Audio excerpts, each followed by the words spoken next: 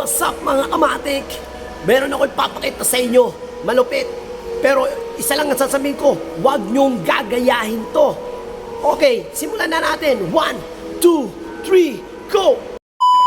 So what's up mga matik ha? Yan ang sinasabi ko na sa mga apat na to eh. Di ko alam kung anong pinaggagawa nito eh. Ito sa mga sa mga kabataan na makakita ng video na to. Isa lang ang sinasabi ko sa inyo, kaululan to. Pangalawa, kabaliwan. Pangatlo, kasiraan. Huwag kayong maniniwala sa ganito at wag nyo pong gagayain to dahil ito'y hindi naayon sa anong kabalbalan nito. Yun guys, so tignan nyo naman to. Hindi siya tinatamaan ng itak. Ewan ko kung matalas ba yan o mapurol na itak yan. Wala bang talas siya, walang talim. Ayan guys, hindi ko alam kung anong kulto to. Pero shout out sa inyo. Puti na lang, hindi kayo nasugatan, hindi na putol ang mga hita nyo katulad nitong matanda na to. Nasyak ako sa gagawin niya. Tignan nyo guys, tignan nyo ang gagawin niya.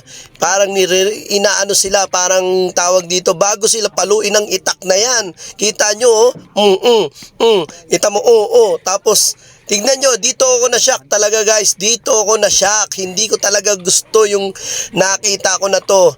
Ayan, tignan nyo ang gagawin sa matanda na to. Tignan nyo. Ayan ha. Naka-short yan. Okay lang yan. Naka-short. Pero yan.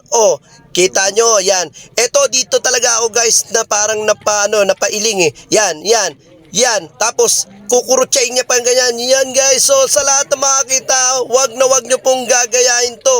Dahil hindi po ito nakaayon sa batas.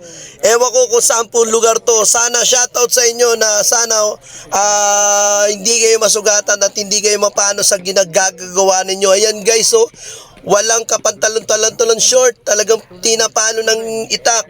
So yan, ang tinatawag nilang parang ritual. So yun lang, shoutout. Maraming salamat. Sa mga hindi pa nakapollow sa akin, mag-follow na kayo. Follow sa Facebook ko, Matic TV. Ayan, sa YouTube channel ko. And sa Facebook ko, Matic na. Ayan, maraming salamat sa mga followers ko. Maraming salamat sa mga kaibigan ko, Brad. Yan, shoutout sa inyong lahat. Thank you very much. Thank you for watching.